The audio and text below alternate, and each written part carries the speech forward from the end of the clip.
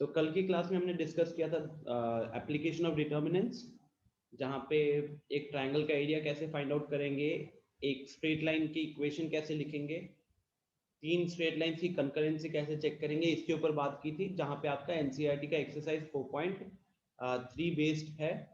And then हमने adjoint को factor adjoint and उसके हेल्प से इनवर्स निकालने की बात की थी, ठीक है, जिसके ऊपर आपको एक्सरसाइज 4.5 दिया था एनसीईआरटी का। तो एक बार 4.3 पे कोई डाउट है किसी को? एनी डाउट्स फ्रॉम एक्सरसाइज 4.3 और 4.5 एनसीईआरटी का सॉल्व किए हो? एनसीईआरटी एक्सरसाइज 4.3 4.5 सॉल्व कितने लोगों ने किया है? अगर मैं अभी इंस्टेंटली पूछूं कैमरा ऑन करके दिखाने के लिए कि सॉल्व किए हो कॉपी में, कितने लोग रेडी हो उसके लिए? एक रिया ने हैंड रेस किया है, शिवम ने किया है, ठीक है। बाकी लोग हैव यू सॉल्व्ड इट? आद्या ने किया है। एक बार बस रेज योर हैंड ना, जितने लोगों ने सॉल्व किया है क्वेश्चंस को।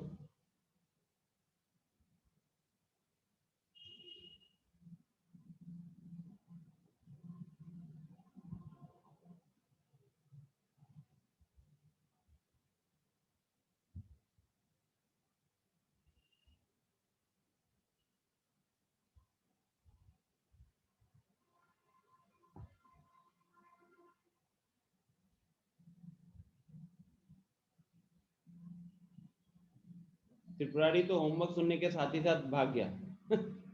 हैं, किए हो? वाह, बढ़िया, बहुत अच्छी बात है। थोड़ा सा त्रिपुरारी अब सीरियस हो जाओ, जैसे पहले रहते थे, ठीक है? बहुत लैग हो गया आपके एंड से। ओके, तो Adarsh, now this is an excuse यार, अगेन एक्सक्यूज मत दो। फिजिक्स के नोट्स कंप्लीट करने का कल टाइम,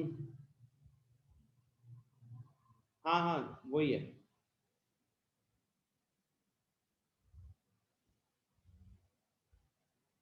आदर्श ये नोट्स वाला एकदम, दैट इज एन एक्सक्यूज यार, पुअर एक्सक्यूज, मतलब जेन्युइन एक्सक्यूज भी नहीं, that is a poor excuse. अगर आपको पता है कि आज सुबह सुबह हम लोग क्वेश्चंस में डाउट्स आपका पूछेंगे, तो नोट्स तो ऑब्वियसली सौरभ अभी देखने वाला है नहीं।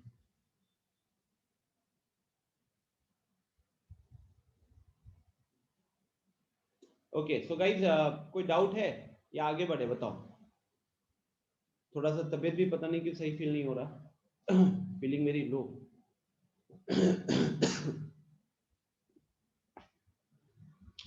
Any doubts or can we move ahead? Anyone? जिन जिन लोगों ने सॉल्व किया था, रिया, आद्या, निधि, शिवम, त्रिपुरारी, अंजन, आनंद, कहीं पे कोई प्रॉब्लम हुआ है क्या एक्सरसाइज में?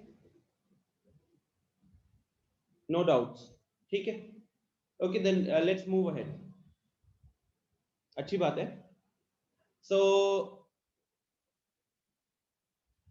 देखिए, अभी मेरा टारगेट क्या होगा अगले 2 क्लासेस के लिए, because we have 2 more classes in this week. आज तो पहले हम एनसीईआरटी लेवल का सब खत्म करते हैं, जल्दी खत्म हो जाएगा 15 मिनट के अंदर।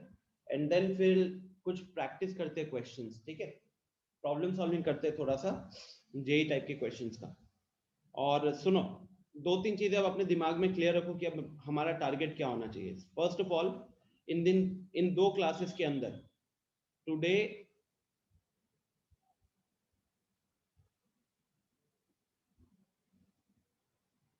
we will be completing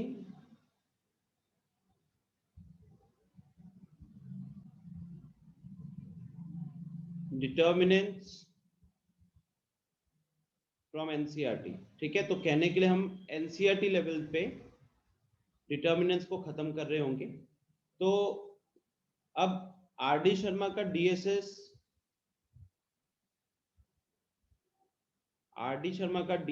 ठीक है, मतलब बाकी पार्ट्स का will take place tomorrow.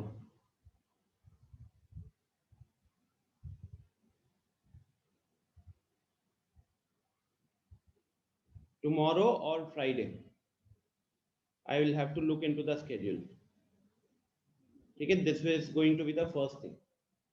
And अब आप लोगों को उसके बाद अवंती के module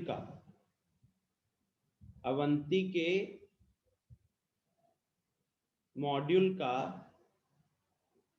first TPP, test practice problems, ठीक है, 30 क्वेश्चंस का होगा।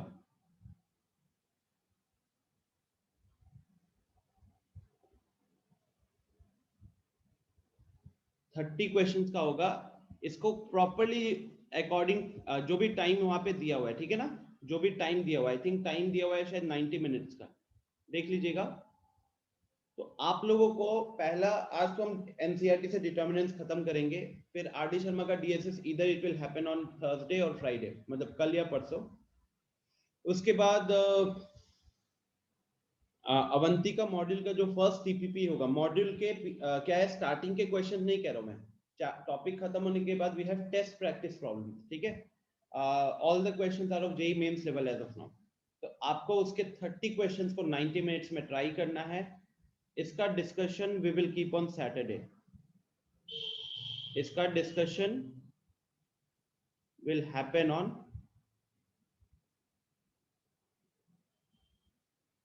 सैटरडे।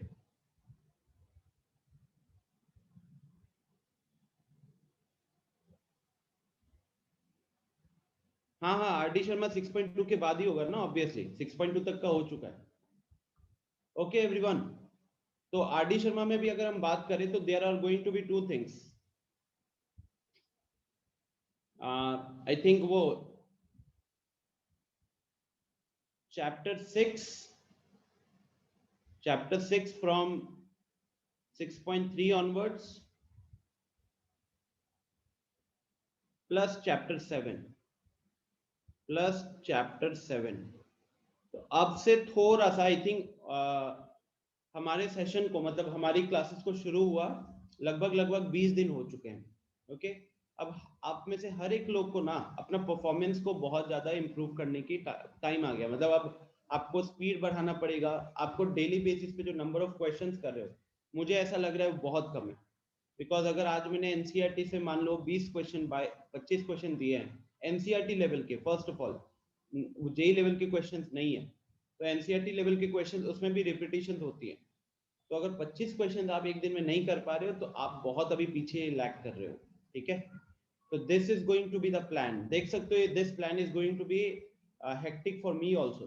तो अगर मैं यहाँ पे एफर्ट लगाऊंगा तो आई विल एक्सपेक्ट, क्योंकि ये वाला मान लो कि ये जो डीएसएस है, एक चलो हम लोग अपना नॉर्मल क्लास में कर लेंगे, ठीक है, आई मीन फ्राइडे एक हम अपनी नॉर्मल क्लास को यूज कर लेंगे, बट एक और एक्स्ट्रा क्लास में लगाऊंगा। और अगर मैं अपने पूरे इतने स्केड्यूल के बाद एक एक्स्ट्रा क्लास लगा रहा हूँ तो आई विल एक्सपेक्ट कि वहाँ पे जो स्टूडेंट्स आ रहे होंगे उन्होंने ऑनेस्टली प्रिपेयर किया होगा। और यहीं पे आप लोगों को भी मैं डराना नहीं चाहता हूँ, but now is the time where you also have to make efforts. अगर आप यहाँ पे जेन्युइन एफर्ट्स नहीं लगाते हो स्टूडेंट्स, देन आप रेस में पीछे होना शुरू हो जाओगे, ठीक है। और ये भले ही शायद आपको एक चैप्टर पे रियलाइज ना हो, बट आफ्टर 3 4 5 चैप्टर्स आपको दिखेगा कि यहाँ पे 15 स्टूडेंट्स के बीच में ही आप टॉप 5 में नहीं आ पा रहे हो, ठीक है। 15 स्टूडेंट्स के बीच में अगर आप टॉप 5 में नहीं आ पाओगे तो वो उतना जो भीड़ है उसमें तो 2%, 1-2% का रेट होता है। तो 100 में टॉप 1-2, मतलब एक तरीके से वो हर 100 में 1 या 2 सिलेक्ट होते हैं।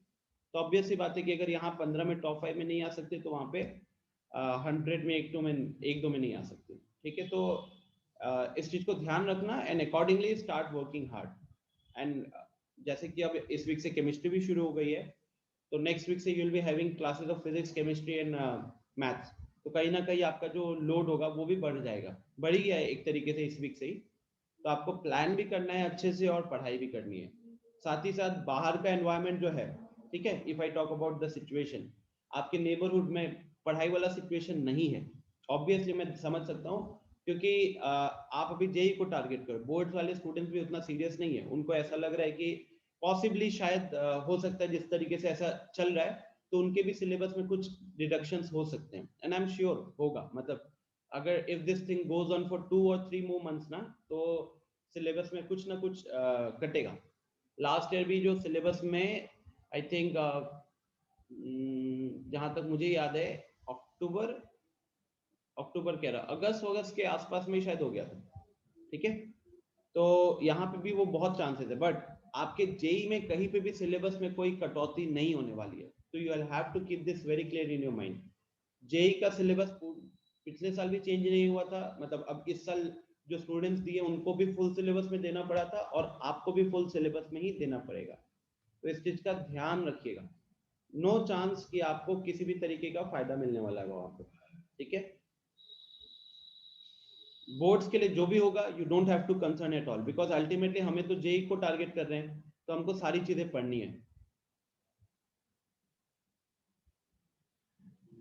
आदर्श पूछ रहा है कि इस ईयर भी 4 attempt. Adarsh, as of now I can not comment anything on that, ठीक है। सरकार का है, मतलब पर्सनली पता नहीं नालायक क्या करेंगे वो लोग, क्या वो इस बार 4 अटेम्प्ट देंगे या नहीं देंगे। एज ऑफ नाउ मैं सजेस्ट करूंगा you should go with the traditional वो, वेयर यू गेट 2 अटेम्प्ट। मैं बोल रहा हूँ कि देयर आर मोर चांसेस कि अगले साल भी 4 अटेम्प्ट ही रहेगा, और शायद अब ये ऐसे ही कंटिन्यू होते रहेगा शायद, ठीक है। But as of now please be clear in your mind that you guys are going to give the first attempt in January, and trust me, experience से बोल रहा हूँ, स्टूडेंट्स के मतलब स्टूडेंट्स को देख के बता रहा हूँ, फर्स्ट अटेम्प्ट में आप अपना बेस्ट दे पाते हो, उसके बाद आपके ऊपर प्रेशर अलग लेवल का रहता है। मैं एक नॉर्मल सिचुएशन आपको थोड़ा रियलाइज करवाना चाहता हूँ। आप लोग को ये तो पता होगा कि जनवरी में आपका फर्स्ट अटेम्प्ट होने वाला है, ठीक है। और इफ लेट्स कंसिडर दैट आपके बोर्ड एग्जाम्स के स्केड्यूल में कोई चेंज नहीं है, तो बोर्ड एग्जाम्स कब होंगे? बोर्ड्स विल हैपन इन मार्च। तो बोर्ड एग्जाम्स होंगे आपके मार्च में। और एक चीज, बोर्ड के प्रैक्टिकल्स, बोर्ड के प्रैक्टिकल्स ये कब होते हैं पता है क्या? हाँ, एनीवन बताओ तो, बोर्ड के प्रैक्टिकल्स कब होंगे अगर आपके स्केड्यूल के अकॉर्डिंग चलते हैं तो? So mainly it's January and February, इस बीच में रहता है, ठीक है। जनवरी एंड से शुरू हो जाता है, नहीं नहीं आनंद, दिसंबर में नहीं होता। तो जनवरी एंड से जनरली वो 25-26 तारीख से शुरू होता है, और ये फरवरी तक चलता है। मतलब you'll have to come for only 4 days, कहने के लिए तो सिर्फ 4 दिन होता है एक तरीके से। 4 भी दिन नहीं, मैथ्स के लिए आई थिंक वो भी थोड़ा मैनेज हो जाता है, तो 3 दिन मान के चलो। मेनली जो हेडेक लेना होता है 3 दिन का लेना होता है, एक फिजिकल एजुकेशन के लिए, एक फिजिक्स के लिए, और एक केमिस्ट्री के लिए, ठीक है। सो अब आप लोग यहाँ पे कुछ चीजें समझो कि फर्स्ट अटेम्प्ट होता है जनवरी में, और हम अगर सेकेंड अटेम्प्ट की बात करें, जो नॉर्मली मैं बता रहा हूँ जो लास्ट ईयर हुआ है, इसका सेकेंड अटेम्प्ट होता है अप्रैल में। और जो मैं अप्रैल की बात कर रहा हूँ ना, तो ये जनरली मिड अप्रैल में ही हो जाता है, मिड अप्रैल के आसपास रहता है। तो अब आप लोग थोड़ा सा realise, try to imagine the situation, आपका बोर्ड एग्जाम्स खत्म होगा मार्च के एंड में, ठीक है, और आपका सेकेंड अटेम्प्ट हो रहा है जेई का लगभग 12 से 15 दिन बाद। तो थोड़ा अगर सिचुएशन फील कर पा रहे हो, तो डेफिनेटली इतना रियलाइज हो रहा है कि 15 दिन के अंदर कितना रिवाइज कर लोगे। आपने बोर्ड एग्जाम्स दिया है, बोर्ड एग्जाम्स में एग्जाम्स के बीच में अच्छा खासा गैप रहता है, ठीक है। हो सकता है शायद आपका लास्ट एग्जाम फिजिकल एजुकेशन हो तो आपने जो लास्ट के 4-5 दिन है वो फिजिकल एजुकेशन में दी, और थोड़ा सा मान लो जेई का रिवीजन शुरू किया, तो मेनली आप उस 15 दिन में टारगेट करते हो 11th का रिवीजन करना, ठीक है। मेनली आप टारगेट करते हो 11th का रिवीजन करना। सो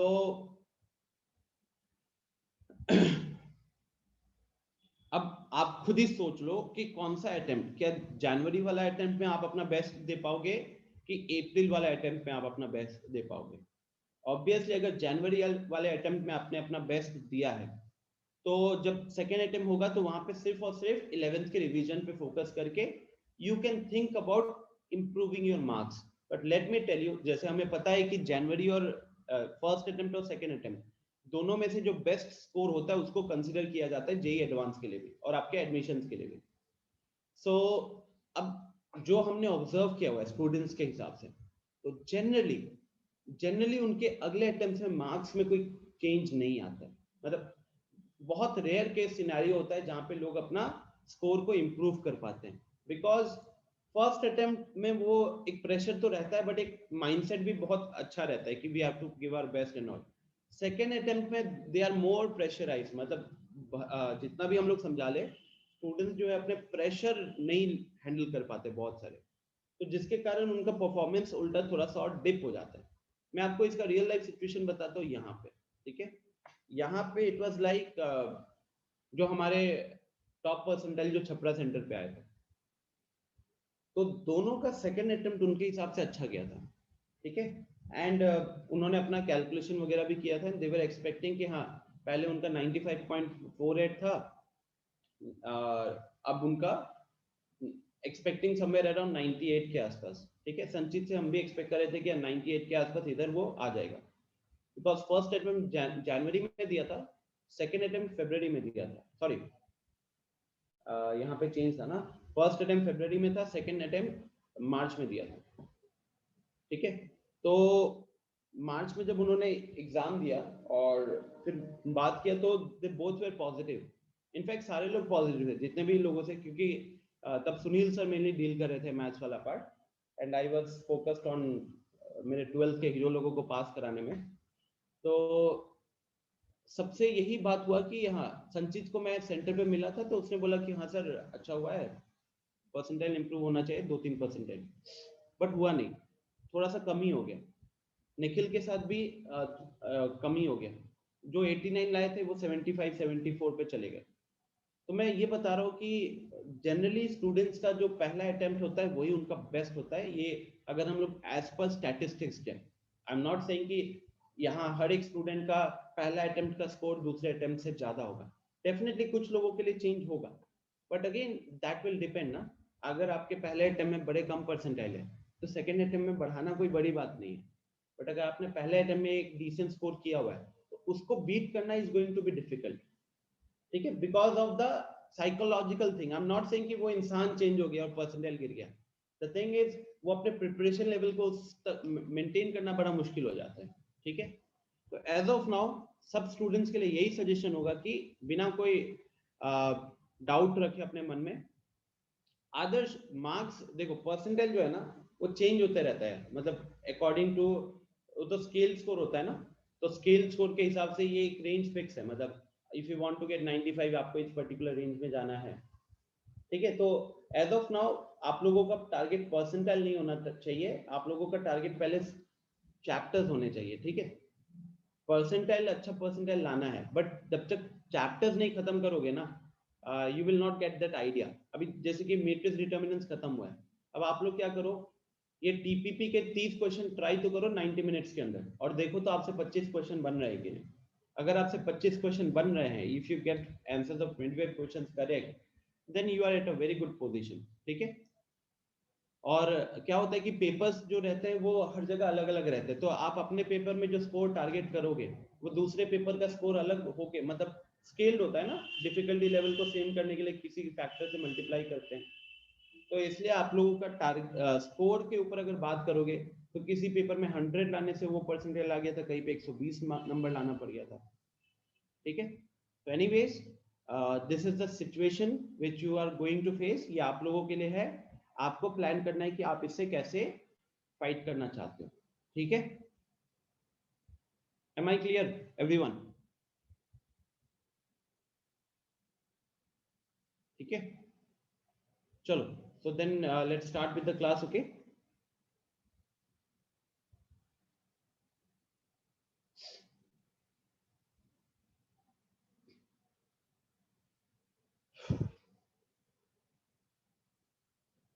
और जनवरी के बाद एक और चीज बता देता हूँ, ये जो जनवरी का फर्स्ट अटेम्प्ट होता है उसके बाद जितने भी जेई एस्पिरेंट्स होते हैं वो कंप्लीटली बोर्ड्स पे फोकस करने लग जाते हैं। ऐसा नहीं होता है कि वो मान लो पहले अटेम्प्ट में कुछ कुछ टॉपिक्स या कुछ कुछ टॉपिक के क्वेश्चन जब उनसे अटेम्प्ट नहीं हुए तो वो बैठ के फरवरी में वो करते हैं, जनरली वो फिर अपना पूरा फोकस बोर्ड्स में डालते हैं, क्योंकि फरवरी में प्रिपेयर करेंगे और मार्च में बोर्ड एग्जाम्स हो जाएगा, उसी बीच में फरवरी में उनके 3-4 दिन प्रैक्टिकल्स के चक्कर में निकल जाएंगे, 3-4 दिन तो आपको एग्जाम देना पड़ेगा और 1-2 दिन प्रैक्टिकल्स को लिखना भी तो पड़ेगा, तो वहां भी स्टूडेंट्स के टाइम निकलते हैं।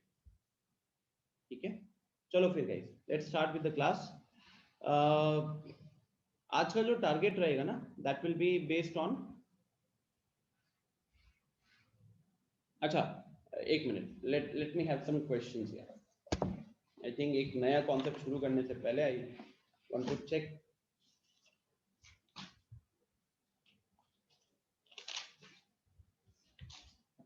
आई डोंट नो यार, तबीयत बड़ी खराब लग रही है।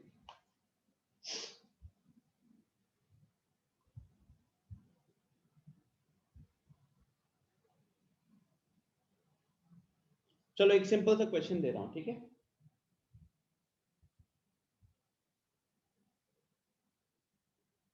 if the value if the value of a determinant if the value of a determinant is 11, then the value of the square of the determinant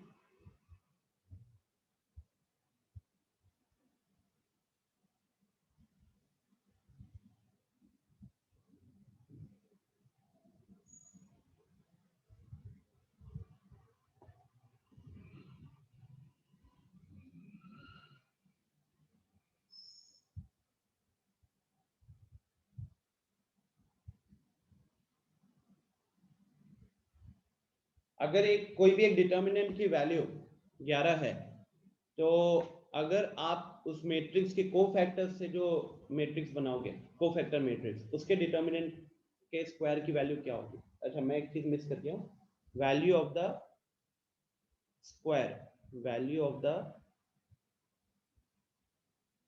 square of the determinant.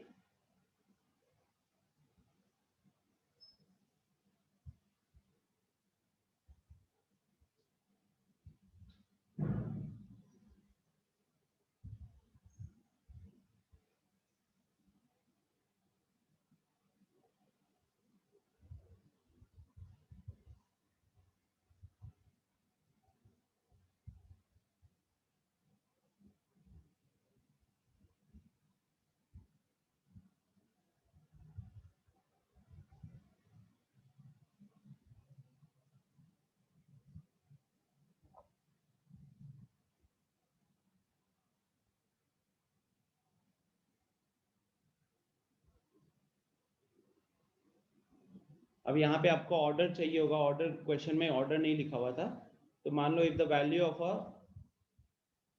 3x3,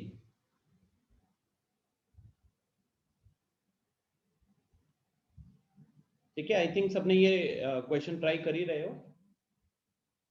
मैं अगला question एक लिखता हूँ।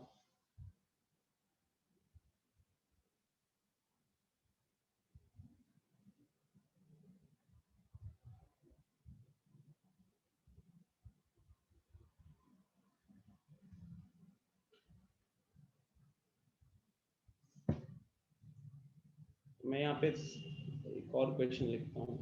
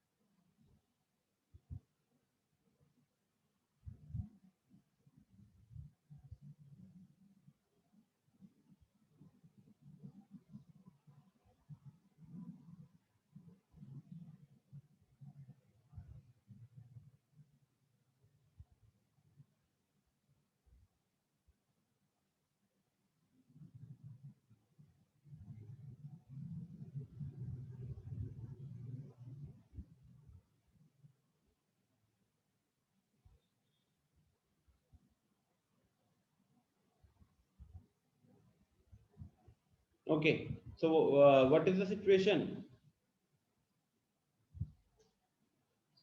किसी का answer आया? Let me tell you, ये question without pen and paper करने वाला क्वेश्चन है।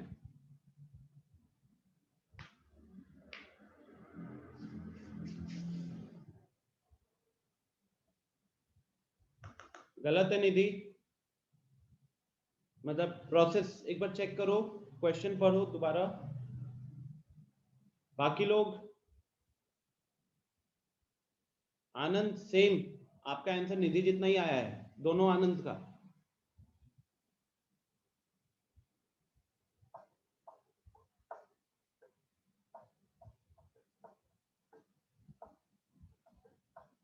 आद्या आपका भी आंसर उतना ही आ रहा है।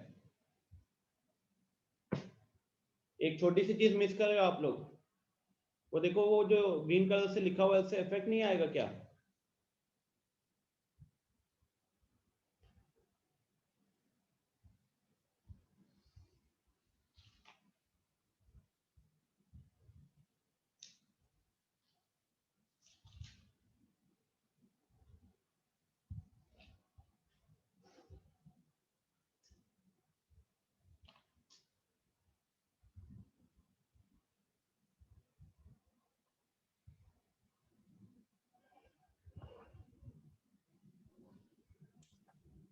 Sir check. हाँ आनंद, अब ठीक है, अब ठीक है। Yes, so let's have the, एक बार देखिए। हाँ चलो, जो लोग कर चुके हैं एक बार सेकंड क्वेश्चन का स्नैपशॉट ले लो यार जल्दी से, टेक द स्नैपशॉट।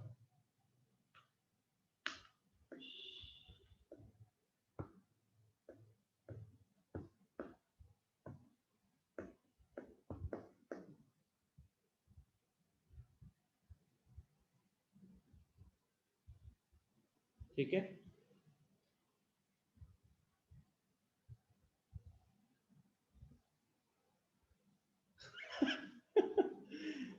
आदर्श कह रहा था कुछ ज्यादा ही आ रहा है, 14641 समथिंग।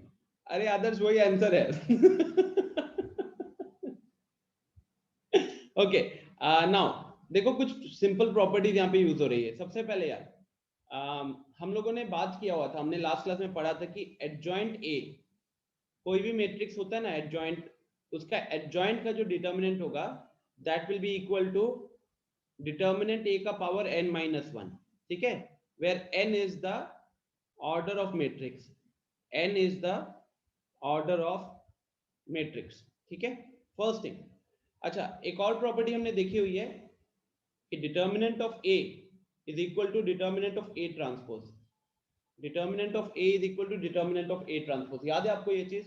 तो उस हिसाब से एडजॉइंट ऑफ ए वाला जो मैट्रिक्स का डिटर्मिनेंट होगा that will be equal to, that will be equal to cofactor of a वाला मैट्रिक्स का determinant. yes or no guys? because what is cofactor? cofactor matrix और adjoint मैट्रिक्स में अंतर क्या है?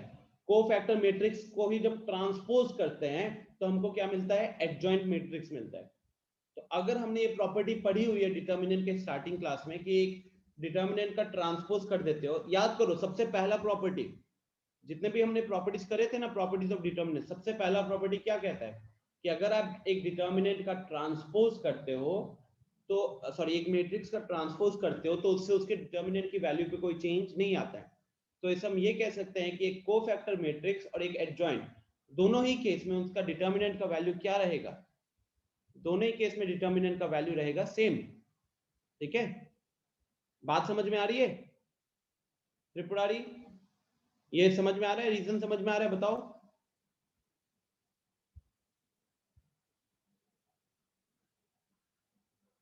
ये प्रॉपर्टी है पहले जो हमने प्रॉपर्टीज ऑफ डिटर्मिनेंट्स में किया हुआ है।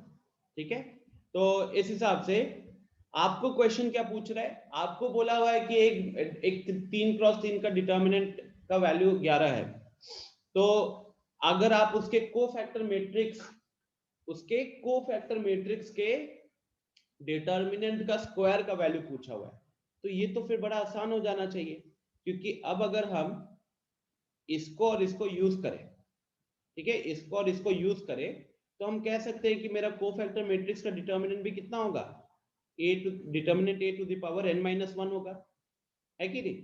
तो देयरफॉर मस्त कलरफुल लग रहा है देयरफॉर कोफैक्टर ऑफ ए, इसका जो डिटर्मिनेंट होगा that will be equal to 11 to the power 3 minus 1, that is 121 हो गया।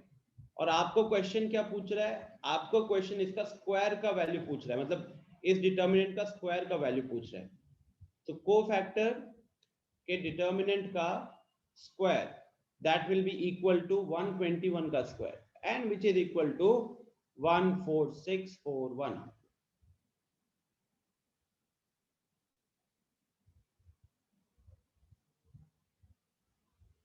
आनंद, व्हाइट बोर्ड, बहुत सारे स्टूडेंट्स ने ये कंप्लेन किया कि व्हाइट बोर्ड में उनको ज्यादा प्रेशर पड़ता है आंखों पे, ब्लैक वाले में थोड़ा उनको कम होता है, तो इसीलिए मैंने ब्लैक ये किया, वरना मैं 1 साल से व्हाइट ही लगाता था background. Okay, I think this is clear to everyone. है किसी को डाउट क्या?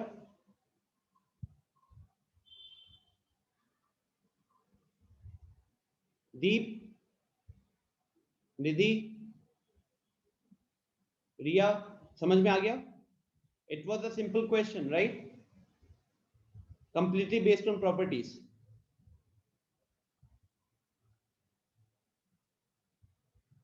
ठीक है, चलो इस क्वेश्चन को ट्राई करो। ये बताओ तो ये क्वेश्चन कौन सा कॉन्सेप्ट के ऊपर दिख रहा है आपको? ये वाला कौन सा कॉन्सेप्ट के ऊपर दिख रहा है?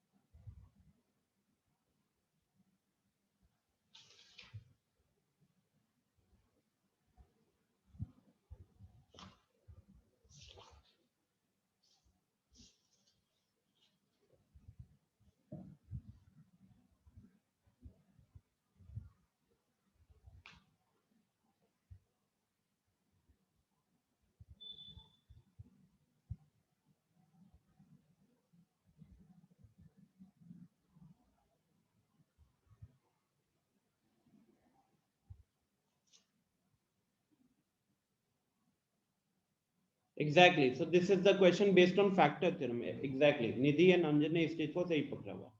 कैसे पता चल जाता है? आप देखो यहाँ पे x के जगह पे जब y रखते हो, x के जगह पे y रखोगे तो आपको पहला रो और दूसरा रो सेम मिलेगा, है ना? पहला रो और दूसरा रो सेम मिलेगा। सिमिलरली अगर आप x के जगह पे z रखते हो तो आपको पहला रो और तीसरा रो अब सेम मिलेगा। अगर आप x के जगह पे अगर आप y के जगह पे z रखते हो तो आपको पहला रो और तीसरा रो फिर से यहाँ पे, सॉरी सेकंड रो और थर्ड रो यहाँ पे सेम मिलेगा। This is a question based on factor theorem का कॉन्सेप्ट। तो चलो बताओ यार, आपको किस तरीके से इसका वैल्यू निकालोगे फिर? Deep, what is the answer?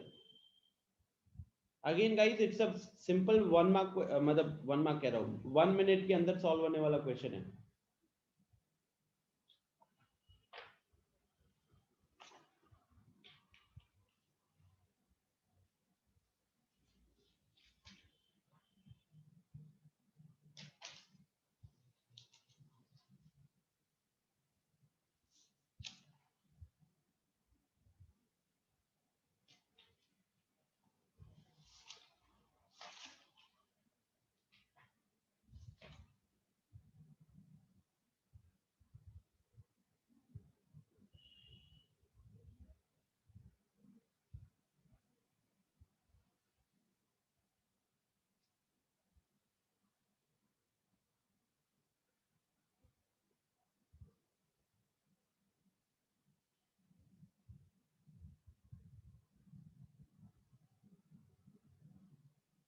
गलत है निधि, आंसर 0 नहीं है।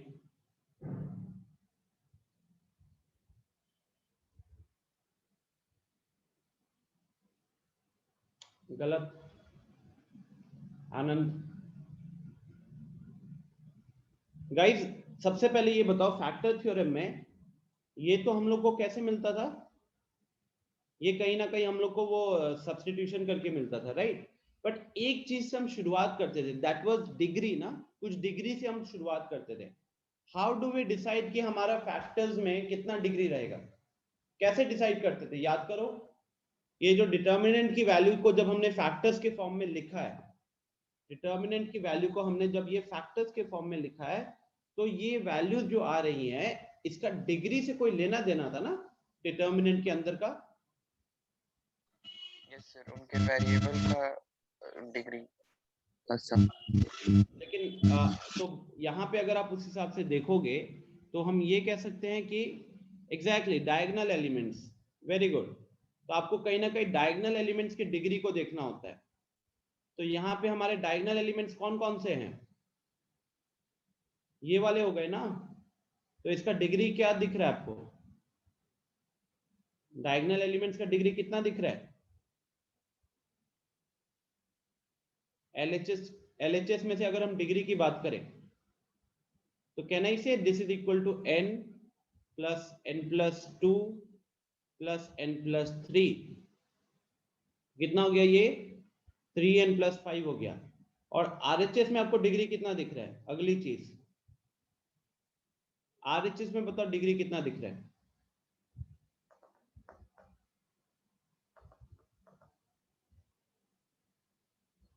हाँ एवरीवन, आरएचएस में डिग्री कितना दिख रहा है?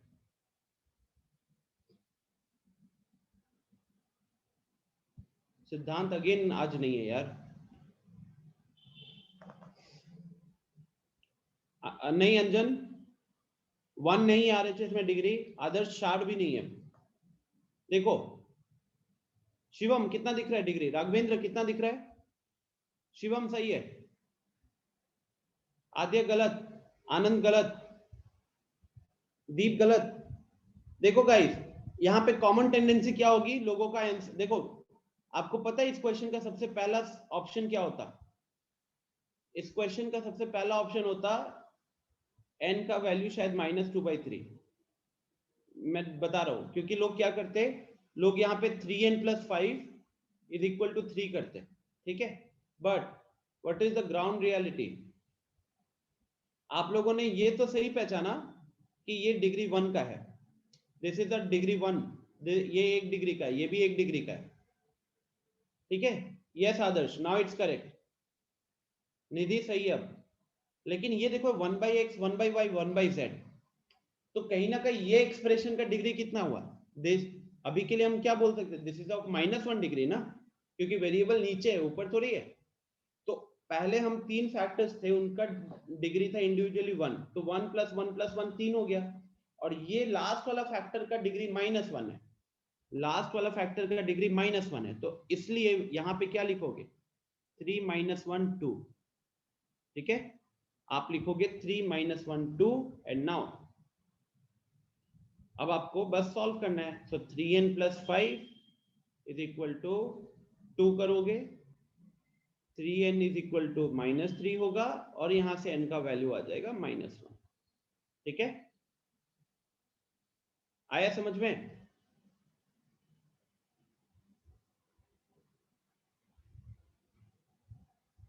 सिंपल था, जेई का क्वेश्चन था ये, बेस्ड ऑन फैक्टर थ्योरम। अब जिसको फैक्टर थ्योरम का कॉन्सेप्ट पता था वही ये कर सकता था ना, जिसको फैक्टर थ्योरम का कॉन्सेप्ट पता था वही ये कर सकता था।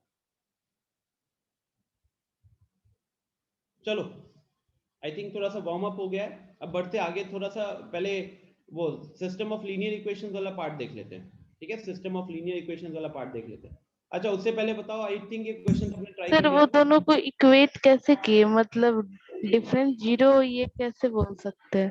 डिफरेंस जीरो नहीं, हमें फैक्टर थ्योरम के हिसाब से निधि याद करो हम क्या करते थे कि हमारे जो हमारे डायगोनल एलिमेंट्स में जितना भी डायगोनल एलिमेंट्स में जितने भी टर्म्स होते थे उनका जो टोटल डिग्री होता था, राइट हैंड साइड में सारे फैक्टर्स का डिग्री का टोटल सम भी उसके बराबर होता था कि नहीं?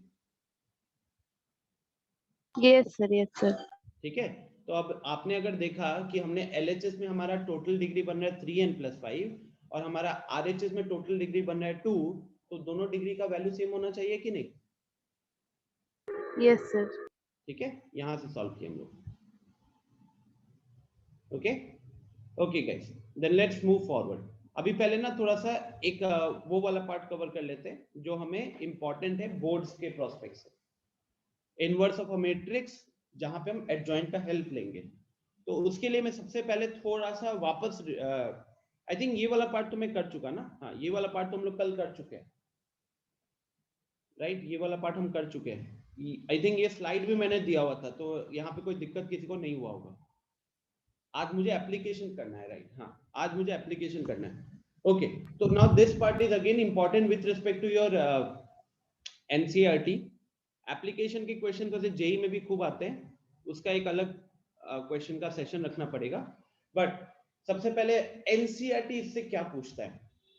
NCERT आपको दो चीजें पूछता है। पहला, याद करो गाइस, लोअर क्लासेस में अपन कंसिस्टेंसी इनकंसिस्टेंसी के ऊपर लीनियर इक्वेशंस में, ठीक है, क्लास 10th में चैप्टर नंबर 3 लीनियर इक्वेशन में हमने इस चीज को देखा था कि हाँ कंसिस्टेंसी का मतलब क्या होता है। यहाँ दिख भी रहा है आपको, a system of equations is said to be consistent if its solution, अगर उसका एक या एक से ज्यादा सॉल्यूशन एग्जिस्ट करता है तो, अगर उसका एक या एक से ज्यादा सॉल्यूशन एग्जिस्ट करता है तो कहने के लिए इसमें दोनों केसेस आ जाते थे, इसमें यूनिक वाला भी आ जाता है और इसमें इनफाइनाइट सॉल्यूशंस वाला भी आ जाता है। ठीक है, इनकंसिस्टेंट का मतलब क्या होता है? No solution. जब उसका आप सॉल्यूशन नहीं निकाल सकते उसको हम बोलते थे इनकंसिस्टेंट। ठीक है, तो बोर्ड पे, बोर्ड्स लेवल की अगर बात करें तो आपको दो चीजें पे क्वेश्चंस आते हैं। पहला कि हम इक्वेशंस को कैसे सॉल्व करेंगे, दूसरा इक्वेशंस की कंसिस्टेंसी को कैसे चेक करेंगे।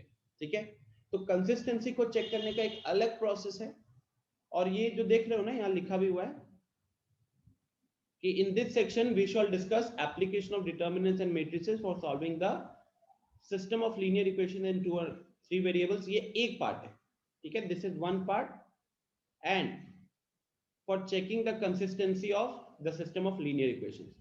अब यहाँ पे with respect to your board's point of view, जब हम बात करें solving a linear equation ना, solving a linear equation, तो आप सिर्फ और सिर्फ यूनिक सॉल्यूशन वाला केस ही इधर से सॉल्व करते।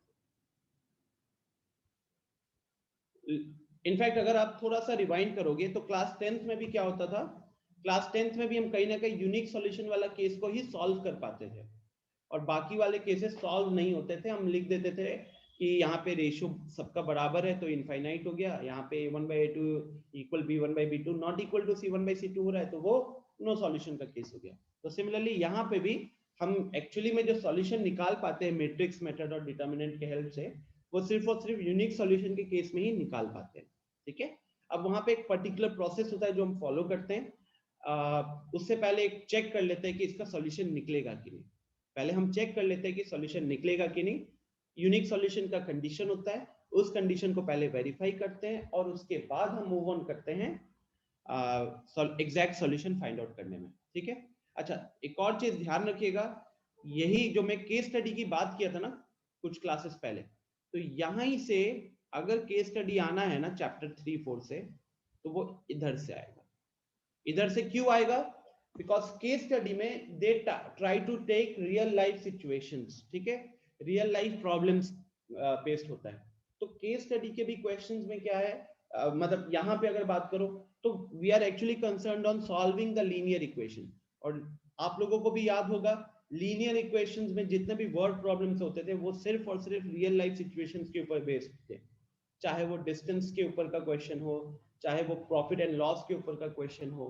ठीक है, चाहे आप मान लो टू डिजिट नंबर वाला तो इधर नहीं रहेगा, यहाँ पे वो मेनली आपसे वो खरीदारी वगैरह के ऊपर रहेगा, mainly profit loss based questions हो सकते हैं। ठीक है, स्ट्रीम्स हो गया, बोर्ड्स एंड स्ट्रीम्स हो गया, बोर्ड्स एंड स्ट्रीम्स भी वैसे यहाँ पे नहीं पूछेंगे।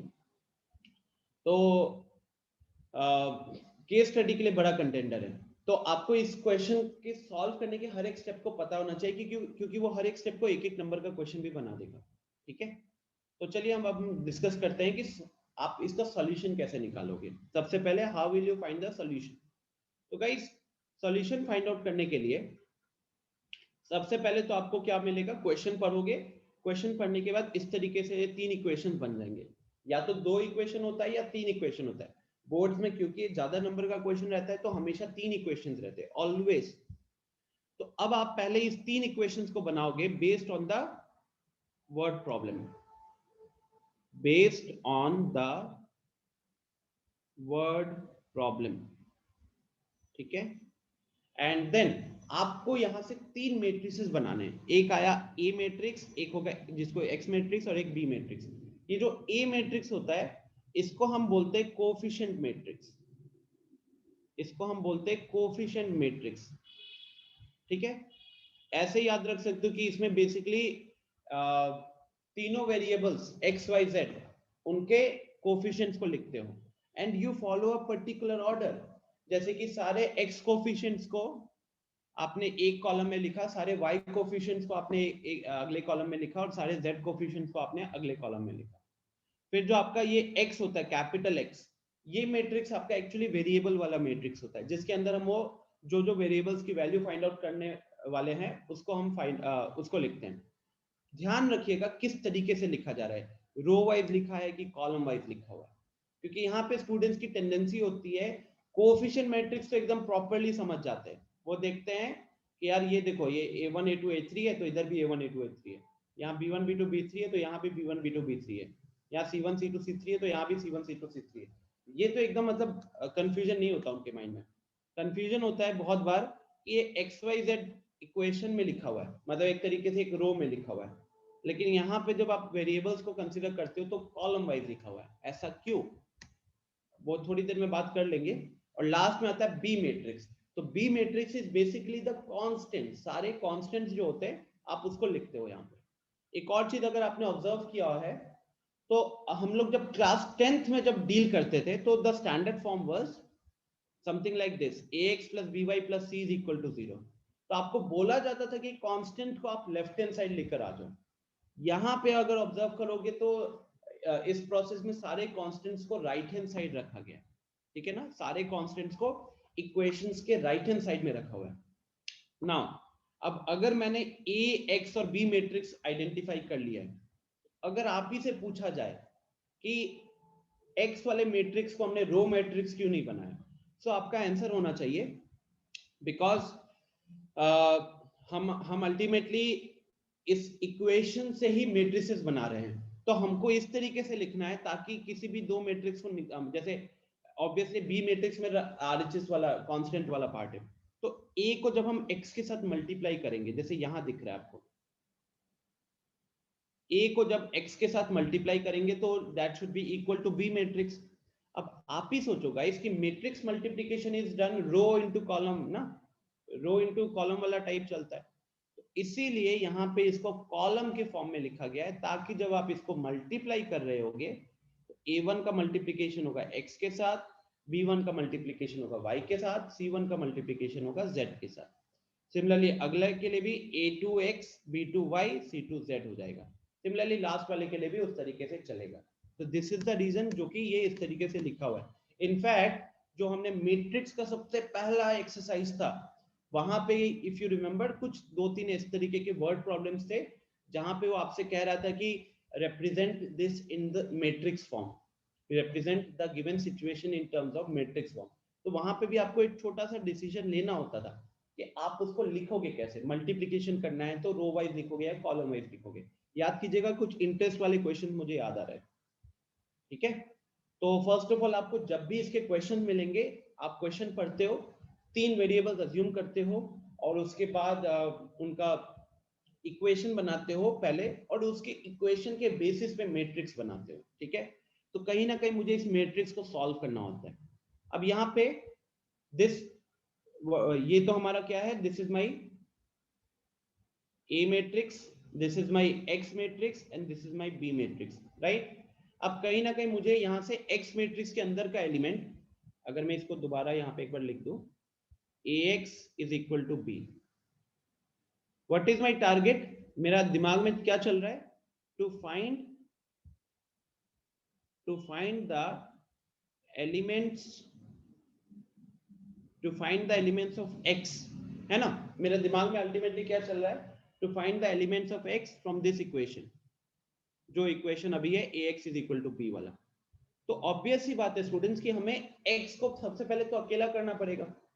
अगर x आपने एक साइड में अकेला रखा और बाकी सब दूसरे साइड में, तो दोनों मैट्रिसेस, क्योंकि इक्वेशन के दोनों साइड में मैट्रिक्स होगा और दोनों की वैल्यू सेम होने वाली है, दोनों की वैल्यूज इक्वल है, तो उनके करस्पॉन्डिंग एलिमेंट्स इक्वल हो जाएंगे।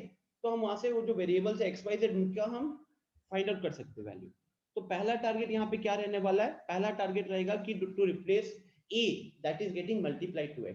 आप बताओ तो हम यहाँ से a को कैसे रिमूव करें, कैसे रिमूव करें?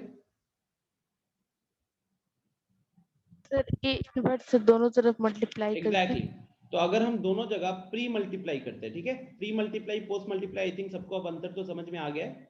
जब हम दोनों के स्टार्टिंग में मल्टीप्लाई करते हैं, मतलब एलएचएस के भी स्टार्टिंग में और आरएचएस के भी स्टार्टिंग में मल्टीप्लाई करते हैं, तो हम लिखते हैं प्री मल्टीप्लाई। अगर दोनों के लास्ट में मल्टीप्लाई करते हैं तो हम कहते हैं पोस्ट मल्टीप्लाई, ठीक है। तो यहाँ पे now because of this I can say कि a इनवर्स इनटू a, ये क्या बन जाएगा, तो this will become an I matrix, because जब आप एक मैट्रिक्स को उसके इनवर्स के साथ मल्टीप्लाई करोगे we know that it gives I. और यहाँ पे हमारे पास क्या बन रहा है, a इनवर्स इनटू b। तो i इंटू एक्स जो कर रहे हैं, तो i किसी भी मैट्रिक्स के साथ मल्टीप्लाई करते हैं तो उससे वो मैट्रिक्स का आइडेंटिटी चेंज नहीं होता है। That is why we will have x is equal to a inverse into b, है कि नहीं, x इनवर्स इनटू b मिलेगा। अब a इनवर्स इनटू b मिलेगा, और a इनवर्स हम लोग ऑलरेडी लास्ट क्लास, कल की क्लास में हमने देखा था that this a inverse is nothing but what, adjoint a upon determinant a into b। तो यहीं से आपको छोटा सा कंडीशन क्या देखने को मिल गया? हाँ आनंद बोलो ना, अनम्यूट करो। सर यहाँ पे आप ऊपर में x लिए ना 3x1 ऑर्डर का, और आइडेंटिटी मैट्रिक्स एक स्क्वायर मैट्रिक्स होता है, तो ये दोनों का मल्टीप्लिकेशन ही पॉसिबल नहीं ना हो पाएगा। ऐसे नहीं पॉसिबल होगा। आपने बोला कि ये जो I है this is a 3x3 matrix, और जो X मैट्रिक्स है that is a 3x1 matrix ना। यस सर, हो गया, क्लियर हो गया।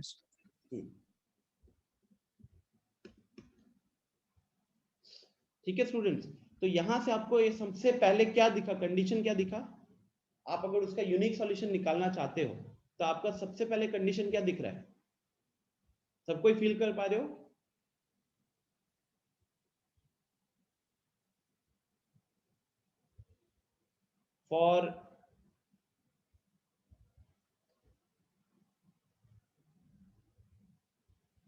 for getting the solution, ठीक है, determinant a should not be equal to 0। और ये एकदम लॉजिकल बात है भाई, लॉजिकल बात है। आप खुद सोचो कि अगर ये 0 हो जाता है, डिटर्मिनेंट 0 हो जाएगा, तो आप उसका इनवर्स नहीं निकाल पाओगे ना। अगर वो 0 हो जाता है तो आप उसका डिटर्मिनेंट 0 हो जाता है तो आप उसका इनवर्स नहीं निकाल पाओगे। ये हमने ऑलरेडी कल की क्लास में बात किया हुआ है। ओके, तो this is how you are going to solve. मतलब जनरली जो आपको बोर्ड्स में क्वेश्चन आएगा, तो केस स्टडी के क्वेश्चन में क्या रहता है कि आप क्वेश्चन को पढ़ते हो, क्वेश्चन को पढ़ने के बाद इक्वेशन बनाते हो, एक नंबर इक्वेशन बनाने के बाद वो आपको पूछेगा कि क्या ये इक्वेशन कंसिस्टेंट है, डिटर्मिनेंट ए कैलकुलेट करके दिखाओगे कि डिटर्मिनेंट ए का वैल्यू 0 नहीं हो रहा, तो यूनिक सॉल्यूशन आएगा 2 नंबर, और फिर सॉल्यूशन के ऊपर कुछ चीजें पूछनी है, ठीक है। तो ये आप सिंपल सा प्रोसेस फॉलो करोगे एकदम, मतलब यू डोंट हैव टू, किसी भी पॉइंट पे आपको डिफिकल्ट नहीं होने वाला है, ठीक है। हमेशा इट्स लाइक जो भी क्वेश्चन आएगा, इक्वेशन देखा, ए एक्स और बी मैट्रिक्स लिखा, और x is always equal to a inverse b, x matrix is always equal to a inverse b। तो आपको कहीं ना कहीं a का इनवर्स इनटू b, इसका मल्टीप्लिकेशन करना होता है। And now you know that a inverse is actually adjoint a inverse is actually adjoint a upon determinant a। तो आप पहले एडजॉइंट a को b के साथ मल्टीप्लाई कर लेना और फिर उसको डिटर्मिनेंट a से डिवाइड कर देना, ठीक है। नाउ अब आते हैं एक और चीज बच गया, that is checking. Again this is very, एक नंबर के लिए बोर्ड्स में पूछ देते हैं वो लोग। तो चेकिंग एंड जेई में भी इसके ऊपर क्वेश्चन देखे मैंने। तो checking for consistency, checking for consistency, ठीक है। तो अब आप चेक करोगे कंसिस्टेंसी के लिए कि हाँ भाई उसका सॉल्यूशन है कि नहीं है। तो इसके लिए आपको प्रोसेस बताया गया। लेट्स टॉक अबाउट एनसीईआरटी वाला। सबसे पहले यू विल कैलकुलेट डिटर्मिनेंट ए। आप सबसे पहले क्या करोगे, डिटर्मिनेंट ए कैलकुलेट करोगे, वो जो कोफिशिएंट मैट्रिक्स है उसका डिटर्मिनेंट। जब आप डिटर्मिनेंट ए कैलकुलेट कर रहे होगे तो there will be two situations, ठीक है। There will be two situations. First, जहां पे आपका डिटर्मिनेंट ए का वैल्यू 0 आ रहा है, जहां पे आपका डिटर्मिनेंट का वैल्यू 0 आ रहा है, ठीक है। दूसरा, जहां पे आपका डिटर्मिनेंट का वैल्यू नॉन जीरो आ रहा है। तो जैसे ही आपका डिटर्मिनेंट का वैल्यू नॉन जीरो आएगा, you should know that this is the case where you are going to get unique solution, जहां पे आपको यूनिक सॉल्यूशन मिलेगा। सेकेंड थिंग,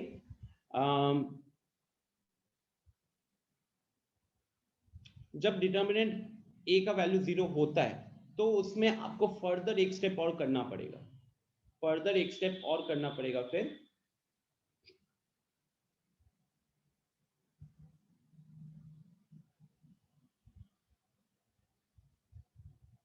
आपको कैलकुलेट करना पड़ेगा, एक मिनट पहले यहां पे लिख लेते हैं। अगर ऐसा होता है then you have to calculate adjoint A into B. आपको कैलकुलेट करना पड़ेगा एडजॉइंट ए इंटू बी। ये कैलकुलेट करोगे तो इसके भी फर्दर दो सिचुएशंस बनेंगे, इसके भी फर्दर दो सिचुएशंस बनेंगे। पहला सिचुएशन क्या होगा, तो पहला सिचुएशन होगा जहां पे वो आपसे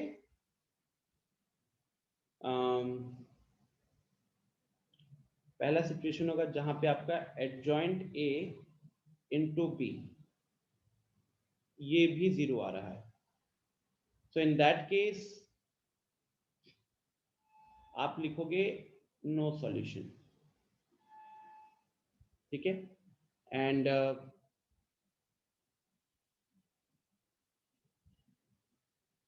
सेकेंड इज एडजॉइंट ए। किस टाइप, आदर्श ये चेकिंग के ऊपर रहता है यार, मतलब एक नंबर के लिए क्वेश्चन पूछा जाता है। कहाँ पे हो, ये ट्रिमर का आवाज आ रहा है। Adjoint A into B, if it is non-zero, then it can have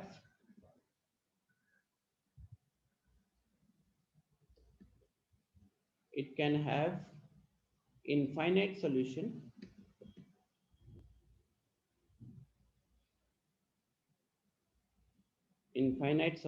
और नो सॉल्यूशन। मतलब ये कह सकते हो कि अभी इस मैट्रिक्स मेथड में से हमारे लिए ये बता पाना मुश्किल होगा इस पर्टिकुलर सिचुएशन में कि उसके इनफाइनाइट सॉल्यूशन है या नो सॉल्यूशन है, नहीं बता पाएंगे, ठीक है। इसका बहुत अच्छे से आर डी शर्मा ने, अच्छा अभी हमने जो यहाँ पे डिस्कस किया है ये सॉल्यूशन निकालने का, तो हमने ये मैंने आपको बताया जो प्रॉपर एनसीईआरटी का मेथड है, ठीक है।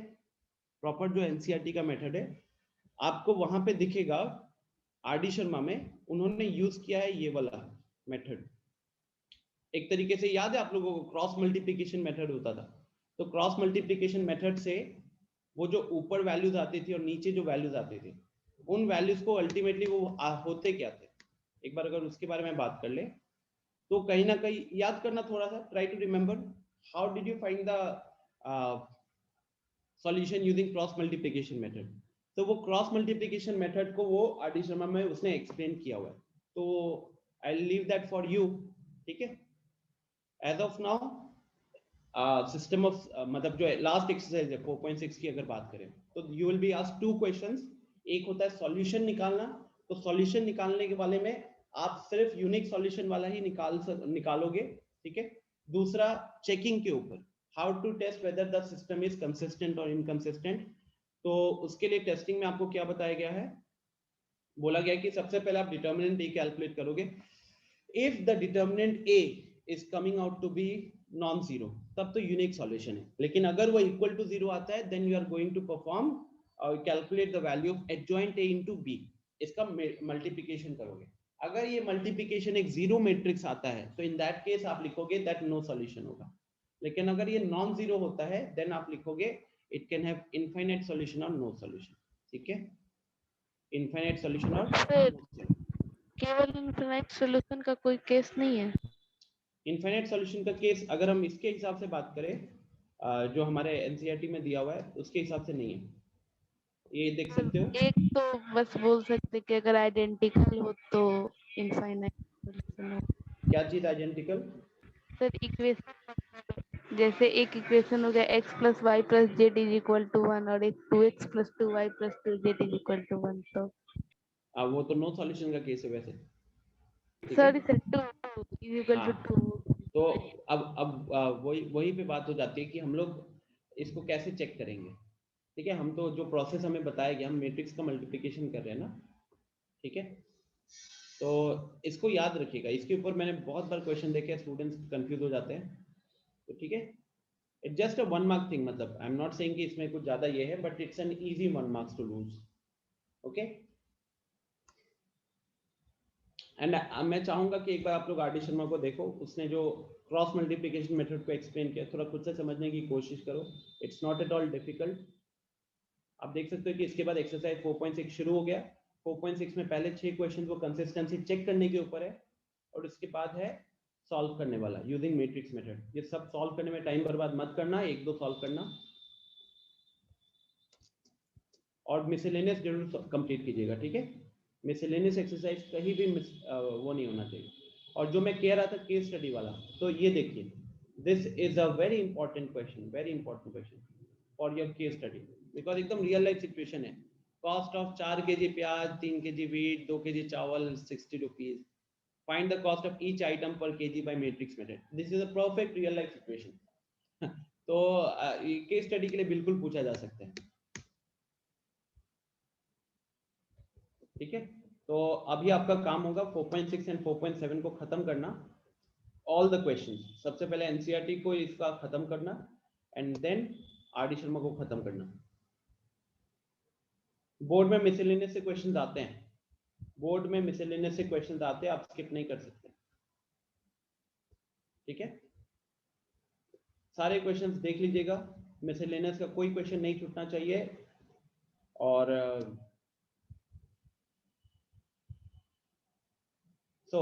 एक बार आज जो हमने क्लास जिससे शुरू किया था डिस्कशन से,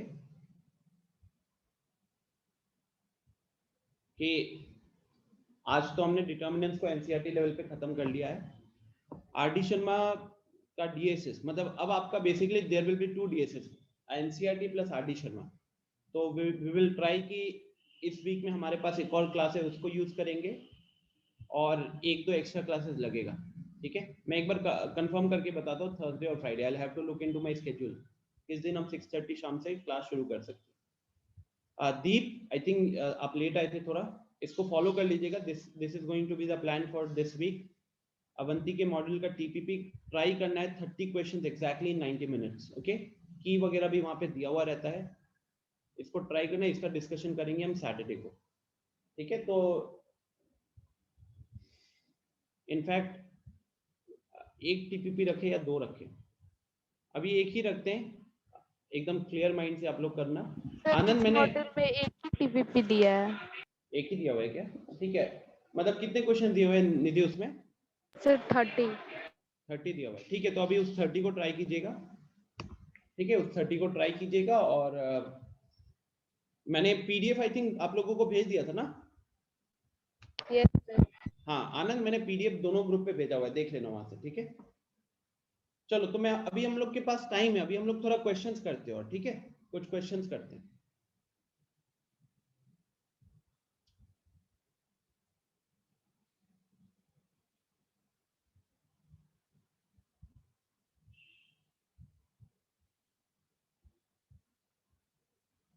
हम्म,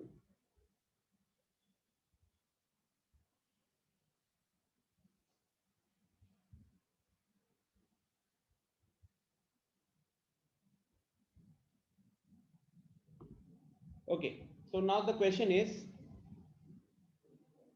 if A is a 2 cross 2 matrix, if A is a 2 cross 2 matrix and determinant A का वैल्यू है 10, then trace of A square, trace of A का whole square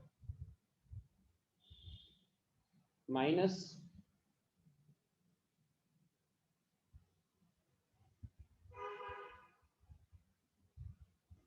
बताओ, सोच। ट्रिवियल सॉल्यूशन दीप होमोजेनियस इक्वेशंस पे, homogeneous equation में actually next class में discuss, next अपने उसमें डिस्कस करना चाहता था, वरना ये थोड़ा सा ये लोग कंफ्यूज हो जाएंगे। जब आपको जो तीन इक्वेशंस मिलते हैं ना, जब तीनों इक्वेशंस के राइट हैंड साइड मतलब कांस्टेंट जब जीरो होता है, ठीक है, let me just give you an example. Guys एक छोटा सा डिस्कशन कर ही लेते हैं वैसे होमोजेनियस इक्वेशंस के ऊपर।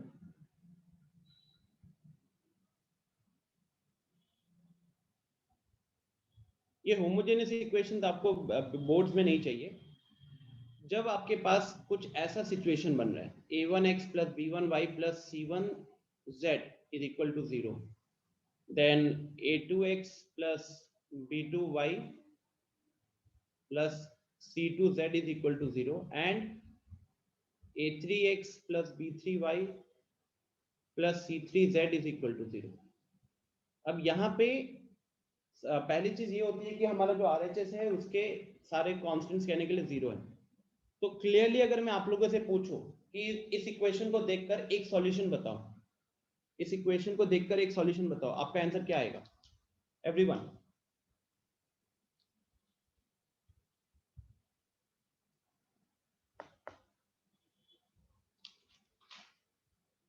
बताइए, अगर आपसे पूछा जाए कि इस इक्वेशन का एक सॉल्यूशन बताओ देखने के साथ, चाहे a1 b1 c1 कुछ भी हो, आप क्या बोलोगे?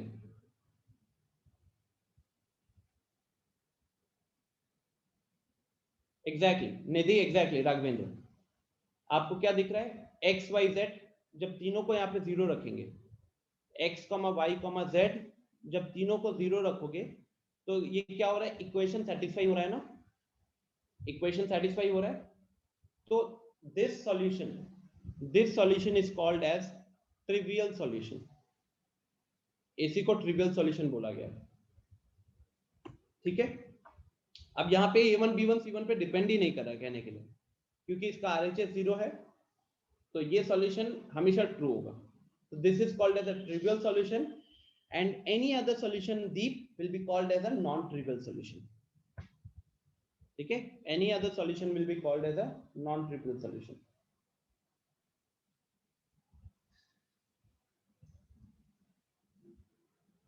अगर हम इस पे बात करें, इसको सॉल्व करने का कंडीशन, ठीक है, स्लाइड एक्चुअली इसका प्रिपेयर नहीं किया हुआ है, तो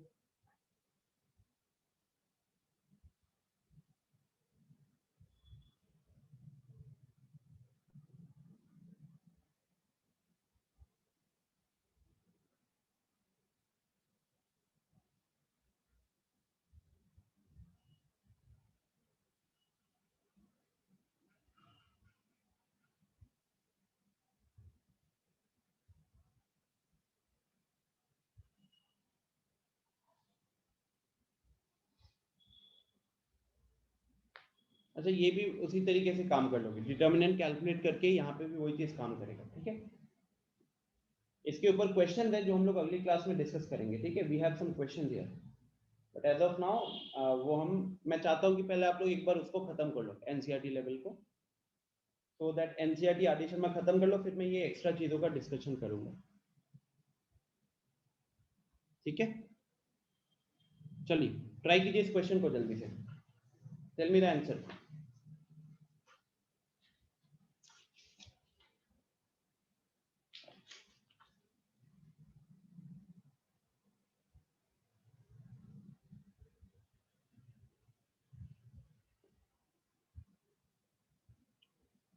जय माता जी नहीं करना है गाइस, ट्राई करो, अब ये थोड़ा सोचो।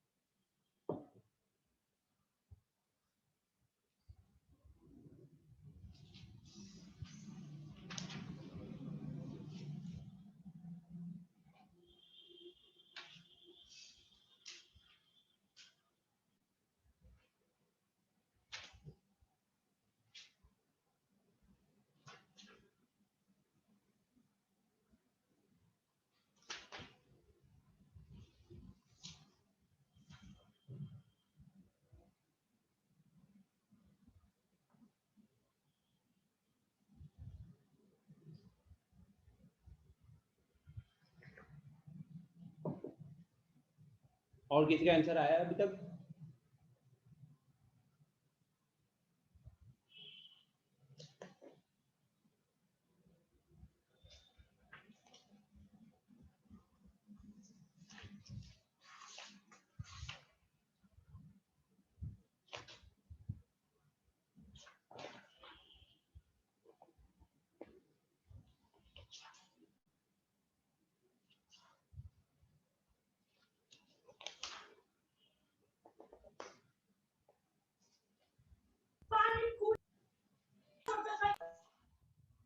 नहीं दीप गलत है, आनंद गलत है।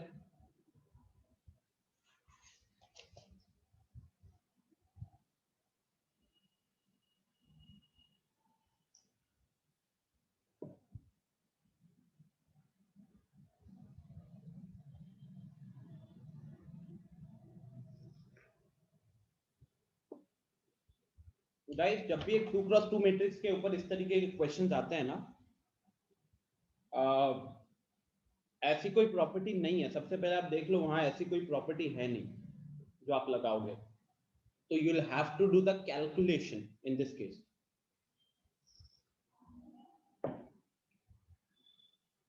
ट्रेस के ऊपर हमने जो 2-3 प्रॉपर्टीज डिस्कस किए, कोई लग रहा है क्या इस पे? कोई भी नहीं लगेगा, ठीक है। सो देखो इसका सॉल्यूशन वाला पार्ट क्या होगा, I will give you the hint, बाकी आप कर पाओगे।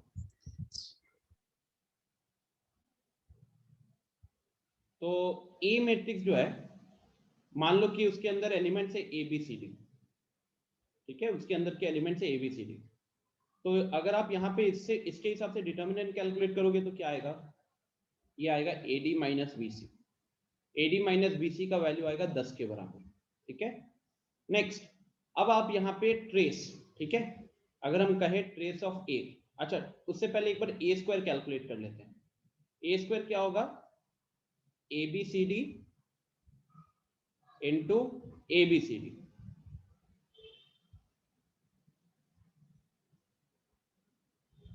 राइट। तो इसको मल्टीप्लाई करो,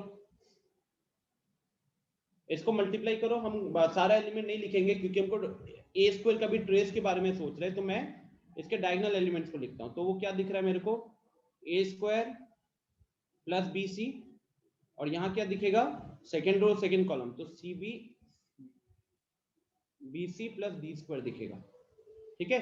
यहां पे लिखने की जरूरत नहीं है क्योंकि we are concern with what, हमको क्या चाहिए, देखो क्वेश्चन का एक्सप्रेशन देखो।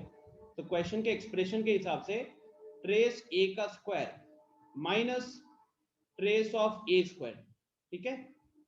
तो पहला केस में आप ए मैट्रिक्स का ट्रेस देखोगे तो ए मैट्रिक्स का ट्रेस क्या होगा, ए प्लस डी होगा। तो कहने के लिए ए प्लस डी का स्क्वायर लिखाएगा यहाँ पे। सेकेंड वाले केस में क्या है, trace of A square. A square वाला मैट्रिक्स को अगर ऑब्जर्व करोगे तो उसका ट्रेस क्या होगा, इसका एडिशन ना, A square plus B C plus D square, इसका एडिशन होगा। तो minus A square plus B C plus D square. आ रहा है समझ में कुछ?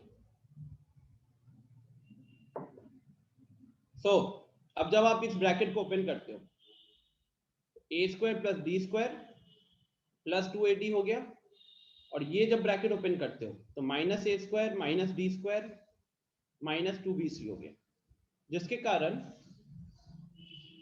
ए स्क्वायर डी स्क्वायर कैंसिल हो गया। 2 कॉमन लोगे तो ब्रैकेट में क्या आएगा, आपके पास आएगा A D minus B C, और A D minus B C था क्या, देखो यहाँ पे A D minus B C was equal to the value of the determinant. तो इसीलिए 2 into 10 20 is the answer.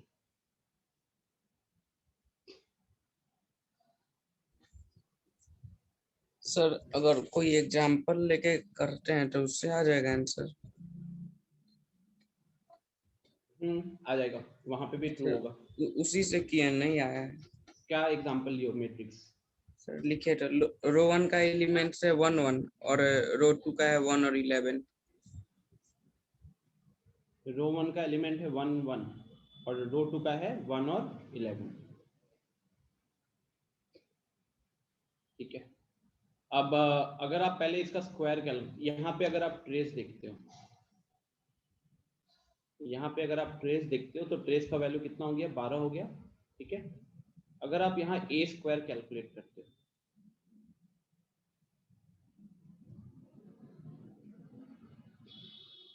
So 1111 into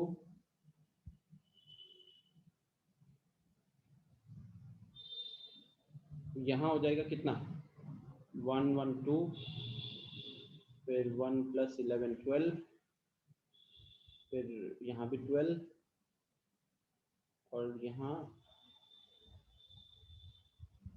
122।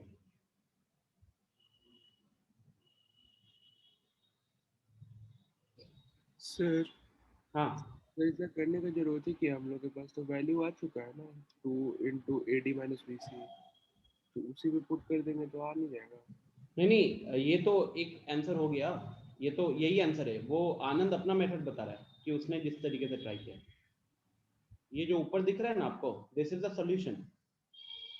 AD - BC put किया, इस क्वेश्चन का आंसर 20 है, ठीक है रघुवीर। ये कह रहा है कि इसने क्या किया, जैसे मैंने यहाँ पे अज्यूम के ABCD डाल के, इसने एक प्रॉपर मैट्रिक्स अज्यूम किया जिसका डिटर्मिनेंट का वैल्यू 10 है।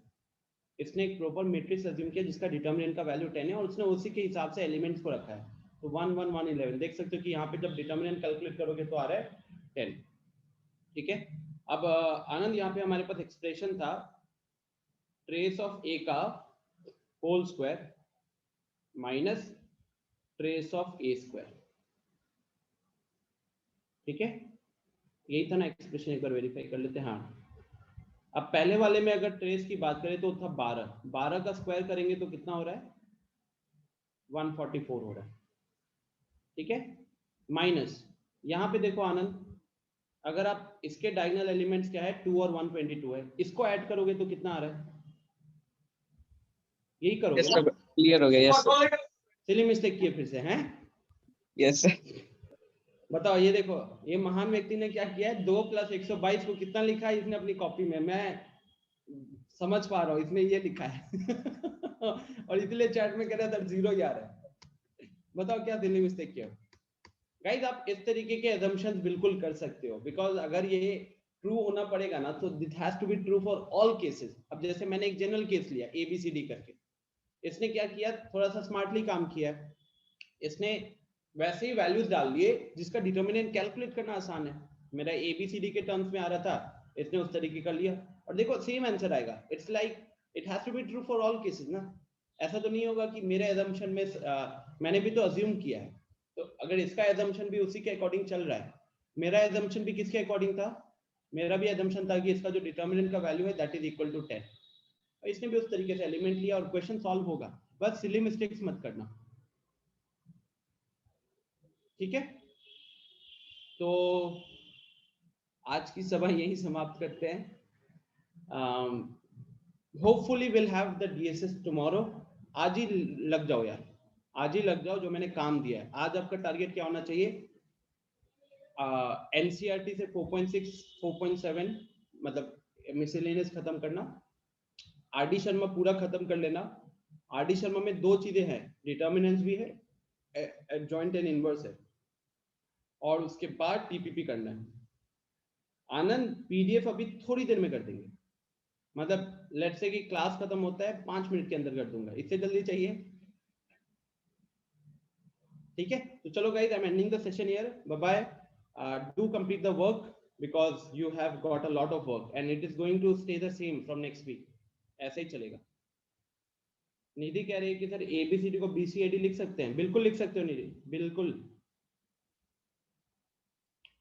आदर्श, I'll check according to the load यार, ठीक है। मुझे देखना पड़ेगा कौन से दिन में मैं आपकी क्लास शाम को लगा सकता हूँ, मेरा स्केड्यूल के अकॉर्डिंग मुझे देखना पड़ेगा, ठीक है। जहां तक मुझे याद है Friday I am already having 4 classes, जैसे आज वेडनेसडे, आज 4 क्लासेस है, तो 4 के बाद अगर एक रखता तो 5 classes will be too much. It's like close to 8 hours of online teaching, ठीक है। तो इसके जगह पे इसलिए मैं थर्सडे या फ्राइडे कह रहा हूँ, let me check. I also want, मैंने फ्राइडे का ऑप्शन यही दिया ताकि आपको थोड़ा सा टाइम मिले, but let me tell you कि जो आपके बाकी फ्रेंड्स हैं उनका कल ही ये पार्ट खत्म हो गया था बोर्ड्स वाला, so they already have one extra day advantage over you and also you guys have to do more hard work as compared to them. ठीक है, no excuse in that. तो ट्राई करो अभी आदर्श कि आज के दिन में मैक्सिमम चीजें खत्म कर लो. Let me tell you, RD Sharma में इट्स रिपीटिशन. दीप अभी बोर्ड्स लेवल पे तो सब खत्म है. अगर हम बात करें थोड़ा सा जेई लेवल पे ना, तो हम लोग को एक दो छोटे मोटे टाइप ऑफ क्वेश्चंस है जिसको डिस्कस करना है. एज सच कोई कॉन्सेप्ट नहीं बचा है. एक छोटा कॉन्सेप्ट है, it's like product of determinants. सोच रहे दो डिटर्मिनेंट का प्रोडक्ट है. इसी तरीके से और एक दो, जैसे होमोजेनियस सिस्टम ऑफ इक्वेशंस है, इसके ऊपर एक दो क्वेश्चंस. इसके बाद हाँ, अभी मैं मतलब ये दो तीन टॉपिक्स है, इसके ऊपर कुछ कुछ क्वेश्चंस प्रैक्टिस कराने हैं. एज सच मेन कॉन्सेप्ट सारे कवर हो चुके हैं. ठीक है,